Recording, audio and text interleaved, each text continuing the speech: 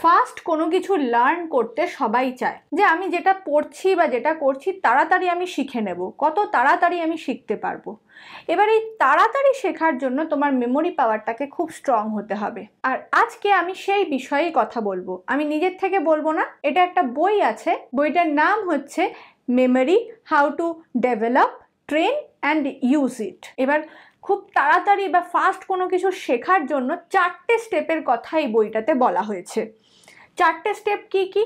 প্রথমে জিনিসটাকে অবজার্ভ করা, দ্বিতীয় জিনিসটাকে অবজার্ভ করার পরে, দেখার পরে, বোঝার পরে সেটাকে রিফ্লেক্ট করা, যে তুমি যেটা বুঝেছো সেটা ঠিক বুঝেছো কিনা সেটা দেখা, রিফ্লেকশন।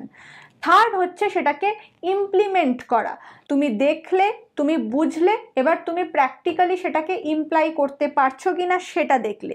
এবার চতুর্থ পয়েন্ট হচ্ছে সেটাকে তুমি শেয়ার করতে পারছো কিনা সেটা দেখো। এবার এই 4টে তো খুব বুকিশ হয়ে গেল, তাই না? মাথার উপর দিয়ে যাচ্ছে যে কি বলছেন ম্যাম, এই 4টে দিয়ে আমি কি করে পড়াশোনা করব? খুব ইজি। এই বুকিশ ল্যাঙ্গুয়েজগুলো বন্ধ করে আমি তোমাকে 3টে এক্সাম্পল দিচ্ছি বা 3টে সিনারিও বলছি। এই 3টে সিনারিওর তুমি যে কোনো একটার মধ্যে ফিট হতে পারো বা 3টের মধ্যে নিজেকে ফিট করাতে পারো, সেটা তুমি শোনার পরে দেখে নেবে।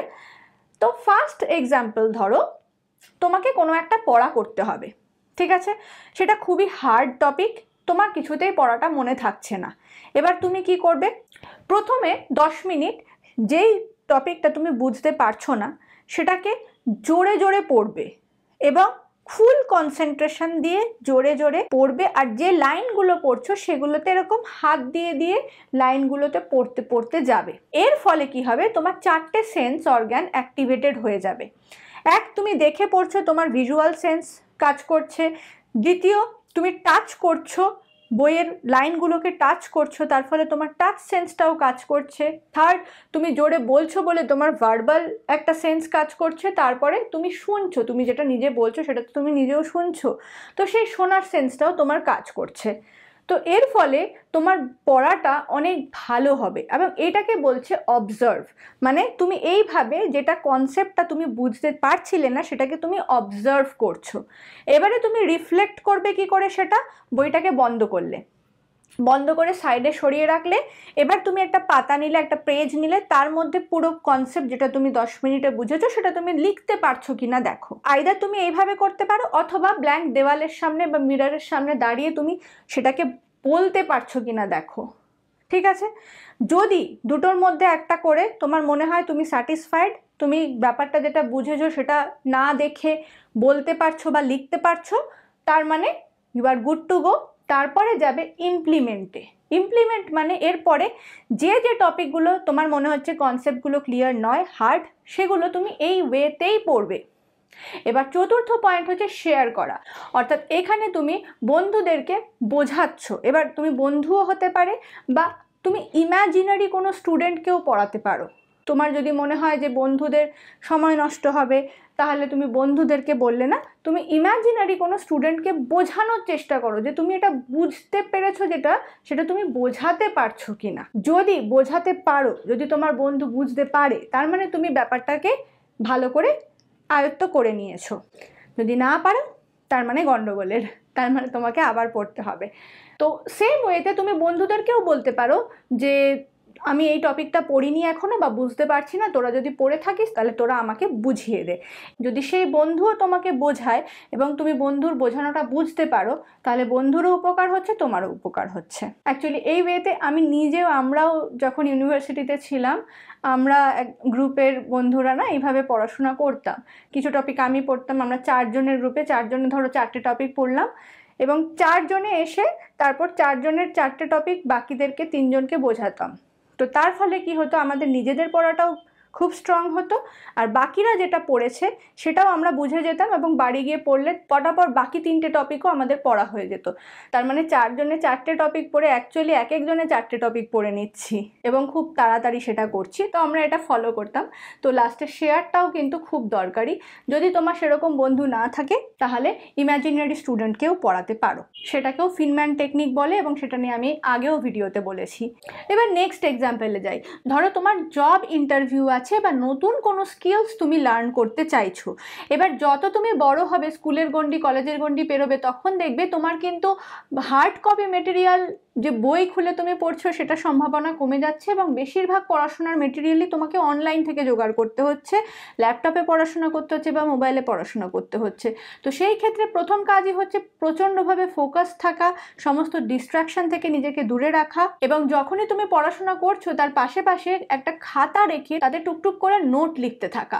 এই নোটটা লেখার ফলে পাশে পাশে তুমি আর প্যাসিভলি লার্ন করছো না, তুমি অ্যাক্টিভ লার্নিং করছো।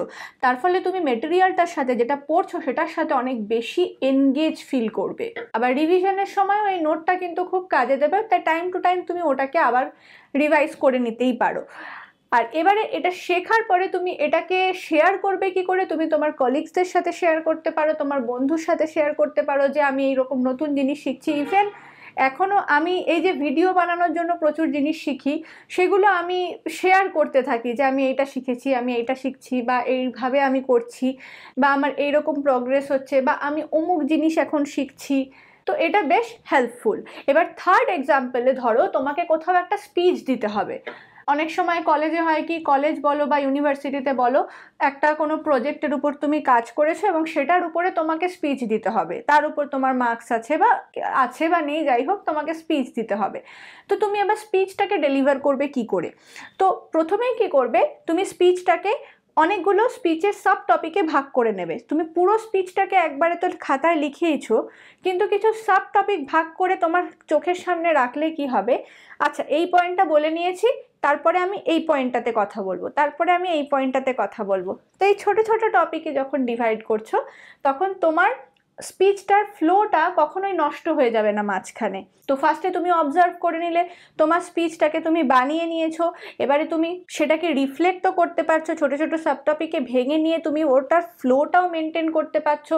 এবারে তুমি ইমপ্লিমেন্ট করতে পারছো কিনা দেখো, তুমি আয়নার সামনে দাঁড়িয়ে পুরো স্পিচটাকে অ্যাক্ট করতে পারছো কিনা দেখো, বা তুমি এরকমও হতে পারে তুমি কোনো ফ্রেন্ডকে অনলাইনে ভিডিও কল করলে তাকে দেখালে, বা তুমি তোমার মা বাবাকেই পাশে দাঁড় করিয়ে রেখে তুমি সেই স্পিচটা দিলে, তারা শুনলেন এবং তারা তাদের ওপিনিয়নও দিলেন যে এইভাবে বলো ওইভাবে বলো।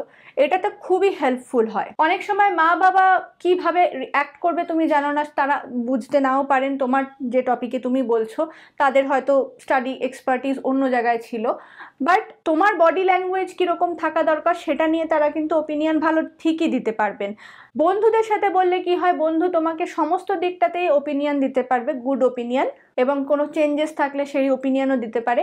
তো তুমি এইভাবে শেয়ার করে তুমি নিজেকে আরও বেটারও করে নিতে পারো। এবার লাস্টে যেটা বলবো সেটা একটা প্রো টিপ যাকে বলে, যে সবসময় যখন পড়তে যাবে না, তো সবসময় এই চারটে জিনিসকে করতে হবে সেইটার উপর ফোকাস রাখবে না, ফোকাস রাখবে কাজটাকে আমায় করতে হবে।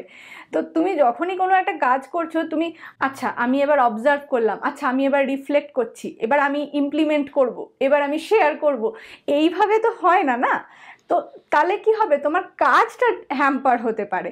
তো অবশ্যই যেটা পড়ছো যেটা করছো সেটার উপর ফোকাসটা বেশি করে সব সময় রাখবে। তো এই তিনটে এক্সাম্পল বা লাইফ সিনারিওর মধ্যে তোমার সাথে কোনটা ফিট করছে সেটা আমাকে চটপট কমেন্ট সেকশনে জানাতে পারো। দেখা হবে আবার পরের ভিডিওতে, ততক্ষণ খুব মন দিয়ে পড়াশোনা করো, খুব ভালো থাকো।